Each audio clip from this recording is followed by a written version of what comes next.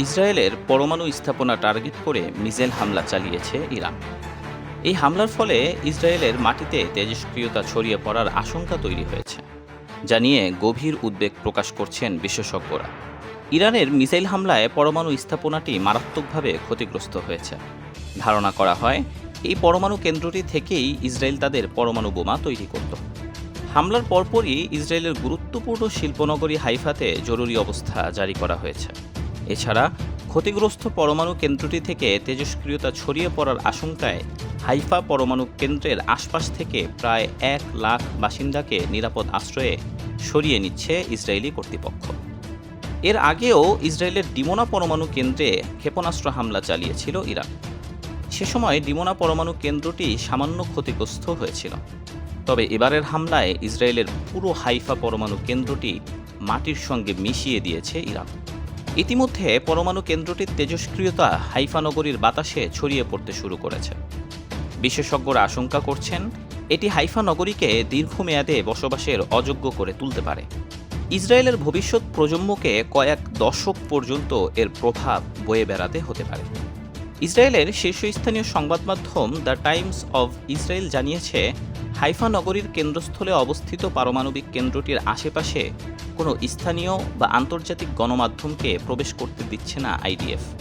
মূলত আন্তর্জাতিক গণমাধ্যম থেকে নিজেদের ক্ষয়ক্ষতির পরিমাণ আড়াল করতেই এমন অপকৌশলের আশ্রয় নিচ্ছে ইসরায়েলি কর্তৃপক্ষ। তবে ইরানের হামলায় ইসরায়েলের পারমাণবিক স্থাপনার কী পরিমাণ ক্ষতি হয়েছে সেই সম্পর্কে বিস্তারিত তথ্য দিতে অস্বীকৃতি জানিয়েছে ইসরায়েল। এতদিন পর্যন্ত ইসরায়েল নিজেদের পারমাণবিক শক্তিধর দেশ হিসেবে পরিচয় দিতে গর্ববোধ করলেও বর্তমানে এসব পারমাণবিক কেন্দ্রই দেশটির জন্য গলার কাটা হয়ে দাঁড়িয়েছে।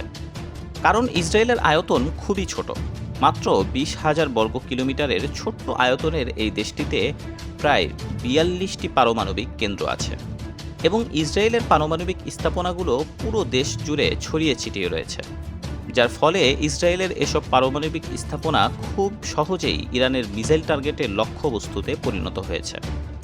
এছাড়া পারমাণবিক স্থাপনাগুলো ইসরায়েলের বিভিন্ন স্থানে ছড়িয়ে ছিটিয়ে থাকার কারণে এই সংবেদনশীল স্থাপনাগুলোর নিরাপত্তা নিশ্চিত করতে ইসরায়েলি প্রতিরক্ষা বাহিনীকে বেশ হিমশিম খেতে হচ্ছে।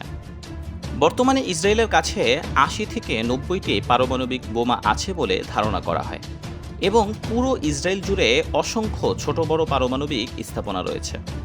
ইসরায়েল এসব পারমাণবিক স্থাপনাকে বেসামরিক কাজে ব্যবহারের দাবি করলেও বাস্তবে এসব পারমাণবিক স্থাপনা ব্যবহার করে পারমাণবিক অস্ত্র তৈরি করছে। পুরো ইসরায়েল জুড়ে জালের মতো ছড়িয়ে ছিটিয়ে আছে অসংখ্য পারমাণবিক স্থাপনা। আর এই পরমাণু কেন্দ্রগুলো এখন ইসরায়েলের গলার কাটা হয়ে দাঁড়িয়েছে। ইসরায়েলের মোট জ্বালানি চাহিদার 90% আসে পারমাণবিক জ্বালানি থেকে। শুধুমাত্র ইসরায়েলের বন্দরনগরী হাইফাতেই 4টি পারমাণবিক স্থাপনা আছে। ইসরায়েল আয়তনে খুবই ছোট হওয়ার কারণে এসব পারমাণবিক স্থাপনা ইসরায়েলের জন্য বিশাল নিরাপত্তা ঝুঁকির সৃষ্টি করছে। কারণ ইরানের ছোড়া একটিমাত্র ক্ষেপণাস্ত্র লক্ষ্যভ্রষ্ট হয়ে পারমাণবিক স্থাপনায় আঘাত হানলেই ভয়াবহ বিস্ফোরণ ও তেজস্ক্রিয়তা ছড়িয়ে পড়ে ইসরায়েলের বড় একটি অংশকে বসবাসের অযোগ্য করে তুলতে পারে।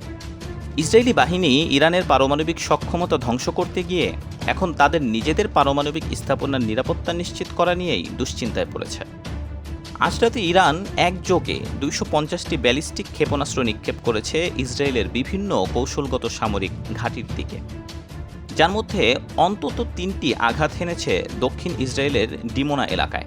ধারণা করা হয় সেখানে ইসরায়েলের একাধিক গোপন পারমাণবিক স্থাপনা অবস্থিত। এই হামলার পর ইসরায়েল জুড়ে জারি করা হয়েছে জরুরি অবস্থা। দেশটির প্রতিরক্ষা মন্ত্রণালয় প্রথমে হামলার বিষয়টি স্বীকার না করলেও কয়েক ঘন্টা পর এক বিবৃতিতে জানানো হয় ইরানের ছোড়া ক্ষেপণাস্ত্রের একটি অংশ আয়রন ডোম ভেদ করে পারমাণবিক স্থাপনায় আঘাত এনেছে এবং ক্ষয়ক্ষতির পরিমাণ নির্ধারণে কাজ চলছে। ইসরায়েল কখনও প্রকাশ্যে স্বীকার করেনি যে তারা পারমাণবিক অস্ত্র ধারণ করে, তবে আন্তর্জাতিক বিশেষজ্ঞরা দীর্ঘদিন ধরেই বলে আসছেন যে ইসরায়েলের দক্ষিণে অবস্থিত ডিমোনা কেন্দ্রটি মূলত একটি পারমাণবিক গবেষণা ও অস্ত্র উৎপাদন কেন্দ্র হিসেবে ব্যবহৃত হয়। 1950-এর দশকে ফ্রান্সের সহায়তায় নির্মিত এই স্থাপনাটি দীর্ঘদিন ধরেই আলোচনার কেন্দ্রে। গতরাতে ইরানের খোররাম শাহ 4 নামের দূরপাল্লার মিসাইলটি এই পরমাণু কেন্দ্রটি লক্ষ্য করে নিক্ষেপ করা হয়, স্যাটেলাইট চিত্রে দেখা গেছে এই এলাকায় একাধিক বিস্ফোরণ ঘটেছে এবং আগুনে পুড়ছে অন্তত 2টি ভবন।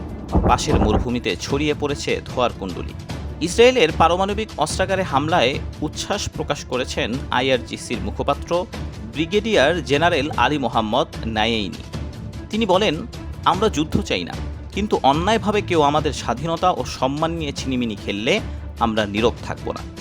ইসরায়েলের পারমাণবিক স্থাপনাকে টার্গেট করে হামলা চালানোর নিন্দা করেছে যুক্তরাষ্ট্র, ইউরোপীয় ইউনিয়ন ও ফ্রান্স, ভারতসহ গোটা বিশ্বের বিভিন্ন দেশ। আর ইসরায়েলের প্রধানমন্ত্রী নেতানিয়াহু এটিকে আন্তর্জাতিক আইনের লঙ্ঘন হিসেবে আখ্যা দিয়েছেন। এদিকে ইসরায়েলি পারমাণবিক স্থাপনায় হামলার ফলে পারমাণবিক বিকিরণ ছড়িয়ে পড়ার আশঙ্কা রয়েছে আন্তর্জাতিক পারমাণবিক সংস্থা। তবে ইসরায়েল এখনও আনুষ্ঠানিকভাবে কিছু জানায়নি। ইরানি রাষ্ট্রীয় সংবাদ মাধ্যম প্রেস টিভি দাবি করেছে, হাইফার মূল পারমাণবিক চুল্লি ক্ষতিগ্রস্ত হয়নি, তবে পার্শ্ববর্তী অস্ত্র গবেষণাগার ও জ্বালানি গুদামে বিস্ফোরণ ঘটেছে। এই পরিস্থিতিতে আন্তর্জাতিক আণবিক শক্তি সংস্থা IAEA উদ্বেগ প্রকাশ করে বলেছে, military activity targeting the nuclear facilities. We have been looking at যে কোনো পারমাণবিক কেন্দ্র হামলার শিকার হলে তার প্রভাব শুধু ওই একটি দেশেই সীমাবদ্ধ থাকে না, বরং প্রতিবেশী দেশগুলোর ওপর প্রভাব ফেলবে। ইসরায়েলি সংবাদ মাধ্যম হারেজ জানিয়েছে, ইরানের পারমাণবিক স্থাপনায় হামলার পর বাতাসে সিজিয়াম 137 এবং আয়োডিন 131-এর মাত্রা বেড়ে গেছে। এদিকে ইসরায়েলি প্রধানমন্ত্রী বেঞ্জামিন নেতানিয়াহু রাতেই একটি জরুরি নিরাপত্তা বৈঠক আহ্বান করেন। পরে এক বিবৃতিতে বলেন, হাইফা পরমাণু কেন্দ্রে আমাদের ক্ষয়ক্ষতি হয়েছে ঠিক, কিন্তু আমাদের প্রতিশোধ হবে আরও 3 গুণ শক্তিশালী। আমরা ইরানের ভূখণ্ডে তাদের সামরিক ও পারমাণবিক অবকাঠামো লক্ষ্য করে অভিযান চালাব। মধ্যপ্রাচ্যের সামরিক বিশ্লেষকরা বলছেন, এই হামলা শুধু সামরিক দিক থেকে নয়, বরং মনস্তাত্ত্বিক যুদ্ধের অংশ। ইরান এই হামলার মাধ্যমে বিশ্বকে দেখাতে চেয়েছে যে তারা কেবল প্রতিরক্ষা নয়, বরং পাল্টা আঘাতেও সক্ষম। আর ইসরায়েলের জন্য এটি একটি কৌশলগত ধাক্কা, যা তাদের দীর্ঘদিনের নিরাপত্তার গৌরবের ওপর আঘাত করেছে। ইরান সরাসরি পারমাণবিক অস্ত্রাগারে হামলা না চালিয়ে আশেপাশের স্থাপনাগুলোতে আঘাত করে একটি বার্তা দিতে চেয়েছে। তাছাড়া ইসরায়েলে হামলা চালাতে হাজ কাসেম নামে নতুন এক ভেরিয়েন্টের ক্ষেপণাস্ত্র ব্যবহার শুরু করেছে ইরান। এই ক্ষেপণাস্ত্রটির 90%ই ইসরায়েল আয়রন ডোম মোকাবেলা করতে পারছে না।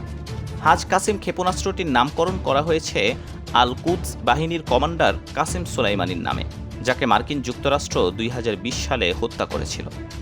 ইরান অনেক বছর ধরেই উন্নত ও আরও নির্ভুল ক্ষেপণাস্ত্র তৈরির চেষ্টা করছে।